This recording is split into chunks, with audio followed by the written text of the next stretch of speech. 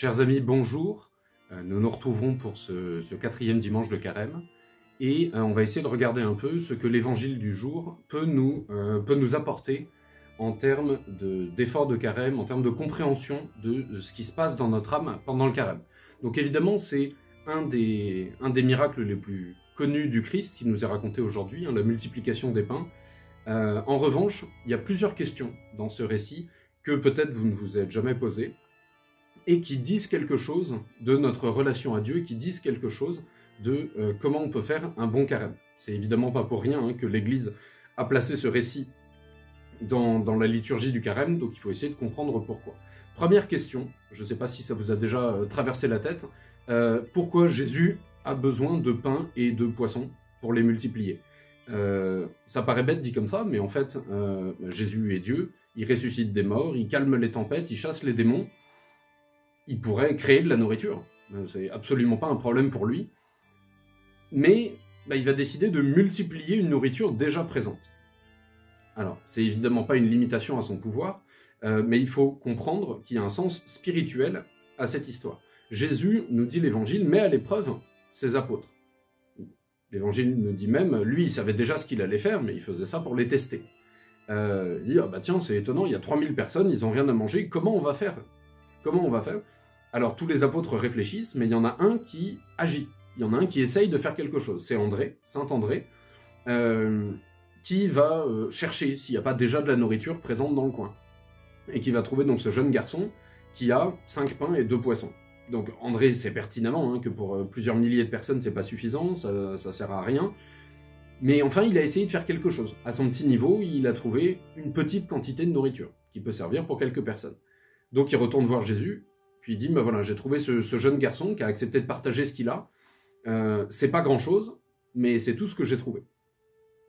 Et alors, Jésus fait asseoir la foule, prie, multiplie les pains et les poissons, et va les faire distribuer à tout le monde. Qu'est-ce que ça nous apprend sur notre vie spirituelle? C'est le rapport entre la nature et la grâce. C'est-à-dire que le bon Dieu n'a pas voulu créer ex nihilo de la nourriture pour tout le monde, il a voulu s'appuyer sur des efforts humains. Il a voulu couronner de sa grâce un effort fait par un de ses apôtres. Tu as réussi à trouver quelques petits trucs à manger, et écoute, tu as fait ta part, une petite part, un petit pourcentage de mon œuvre à laquelle je veux t'associer, et moi je vais les multiplier, je vais faire augmenter cette grâce-là. Donc c'est ça qui est intéressant, c'est de voir que dans notre vie, vous savez, c'était Sainte Jeanne d'Arc qui disait cette phrase magnifique pendant son procès, on lui posait la question, mais si Dieu veut rétablir la France dans ses possessions, pourquoi il a besoin de soldats? Il est Dieu, il peut tout faire. Et Jeanne d'Arc répond, les soldats bataillent et Dieu donne la victoire. Ça, c'est une leçon fondamentale pour notre vie spirituelle. Ne pas attendre que le bon Dieu fasse tout lui-même. Il a voulu s'associer des créatures. Vous savez, on dit, le Dieu qui nous a créés sans nous ne nous sauvera pas sans nous. Bon, donc, il veut nous associer à son œuvre de salut, il veut que nous puissions faire une petite partie pour que nous puissions obtenir des mérites pour ces actions. Donc ça, c'est la première grande leçon de ce récit évangélique. Dieu ne multiplie pas, ne crée pas quelque chose ex nihilo, il multiplie quelque chose de déjà existant, et c'est ce qu'il fait dans notre vie de tous les jours. Parfois, on peut se dire, mes petits efforts de carême, les petites choses que je fais semblent bien insignifiantes au regard de Dieu. Mais en fait, rien n'est insignifiant dans le cœur du bon Dieu. Et oui, nos petits efforts, s'ils étaient uniquement naturels, n'auraient pas grande valeur.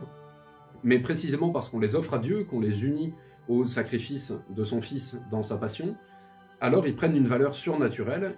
Vous savez, c'est la goutte d'eau que le prêtre met dans le calice au moment de l'offertoire. C'est pas grand-chose, mais mélangé avec le sang du Christ, alors ça devient quelque chose de très grand. C'est vraiment ce qu'il faut se dire pendant ce carême, on est presque, on est plus qu'à mi-chemin du carême, il faut se rappeler que nos efforts ne sont pas insignifiants, qu'ils ne sont pas vains, et que véritablement le bon Dieu va couronner ses efforts, même petits, on fait ce qu'on peut avec ce qu'on a, même petits, à partir du moment où on les offre au bon Dieu, ça devient des efforts d'une très grande valeur dans le cœur de Dieu. Deuxième question, un peu étonnante sur cet évangile, c'est pourquoi il y a des restes. Dieu est capable de donner à manger miraculeusement à 3000 personnes, mais apparemment il est nul en maths, il est incapable de faire en sorte qu'il y ait exactement la quantité nécessaire. Bien sûr que non, Dieu n'est pas nul en maths, et c'est fait exprès. Tout ce que fait Jésus est fait exprès, et il y a toujours un enseignement à en retirer pour nous.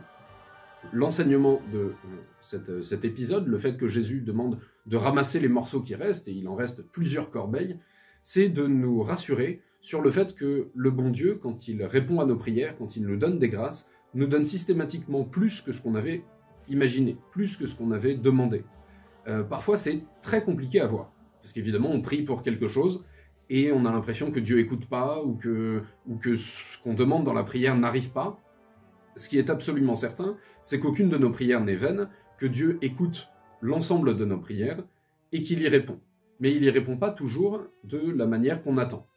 Dieu a beaucoup d'humour, Dieu utilise parfois des chemins détournés, et sur le moment, on peut avoir l'impression que Dieu répond pas, reste sourd à nos appels, et en fait, parfois on se rend compte des années plus tard que en fait, la réponse du bon Dieu était bien plus intelligente que la demande qu'on avait faite originellement.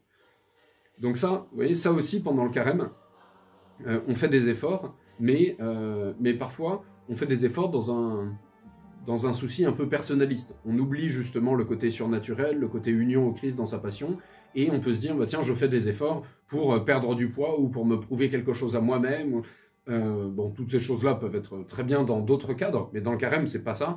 Dans le carême, on essaye de s'unir au Christ souffrant, de manière à être unis au Christ glorieux dans sa résurrection. Et en fait, c'est la même chose pour notre prière. C'est-à-dire que parfois, on fait des prières qui sont un peu trop terre à terre. Non pas que le bon Dieu se désintéresse de nos soucis temporels, bien sûr que non, on a le droit de prier pour être guéri d'une maladie ou pour retrouver un travail, mais simplement, il faut tout laisser en permanence dans les mains du bon Dieu. Lui seul sait de quoi nous avons besoin, et parfois, il nous donnera quelque chose dont on avait plus besoin, mais dont on n'avait pas conscience. Et ça, vraiment, on s'en rend compte parfois des années après. Autre chose, et c'est le dernier point sur lequel je voudrais insister pour cet évangile du 4e dimanche de Carême, c'est une autre leçon qu'on peut tirer du fait de ramasser les morceaux. Vous savez qu'on insiste dans la liturgie pour montrer du respect aux saintes espèces, à l'hostie et au vin consacrés, qui ne sont plus du pain, qui ne sont plus du vin, qui sont maintenant le corps et le sang, l'âme, la divinité de notre Seigneur. Et l'Église affirme que le Christ est présent dans chaque parcelle d'hostie visible, même toute petite. Le Christ est présent. Et c'est pour ça que dans les rites de la messe, vous avez dû y faire attention, le prêtre fait très attention à chaque petite parcelle qui pourrait rester. Déjà, à partir du moment où le prêtre a touché l'hostie, il garde les doigts collés jusqu'à la purification finale, pour éviter qu'une parcelle entre son pouce et son index puisse tomber par terre. De même, on va purifier plusieurs fois le calice, on va purifier de manière très méticuleuse le ciboire ou la patène qui ont été en contact avec les hosties consacrées. On va faire très attention pour qu'il n'y ait pas une parcelle qui tombe par terre ou qui soit bafouée, même involontairement, évidemment que ce n'est pas la volonté du prêtre, mais voilà, même involontairement, ça pourrait être laissé de côté, finalement, le bon Dieu qui est présent dans une parcelle d'hostie à laquelle on ne fait pas attention. Donc en fait, cette leçon, elle est valable aussi, évidemment, pour toute l'année liturgique, mais principalement pendant le carême. Vous savez que l'Église impose comme une loi de communier au minimum une fois par an au moment de Pâques, et évidemment de se confesser également à ce moment-là. Donc voilà, on va arriver progressivement à la fête du Jeudi Saint, qui est l'institution de la Sainte Eucharistie. Il faut que ce sacrement de l'Eucharistie reprenne la place qu'il aurait toujours dû avoir dans notre cœur, c'est-à-dire une place absolument fondamentale. Cet évangile nous rappelle le respect qui doit entourer le Saint-Sacrement, le sacrement de l'Eucharistie, et le respect avec lequel on doit le recevoir. Donc, voilà, dans les quelques jours, dans les quelques semaines qui nous séparent de Pâques, je vous invite à réfléchir pendant votre messe à l'importance de ce sacrement pour vous, à l'importance qu'il a dans votre vie spirituelle, à sa nécessité aussi. On sait que le sacrement de l'Eucharistie nous donne l'auteur de la grâce lui-même, c'est le Christ physiquement qui vient nous rendre visite dans notre corps, même s'il est déjà présent dans notre âme, par la grâce du baptême, évidemment. Mais voilà, on a cette importance particulière de la visite du Christ dans nos âmes, dans nos cœurs, dans nos corps. Et parfois, c'est vrai que avec l'habitude, on est catho pratiquant depuis des années, avec l'habitude, on peut communier parfois un peu par réflexe, on n'y pense pas trop, on communie, bah oui, parce qu'on va à la messe et que c'est normal, on va communier.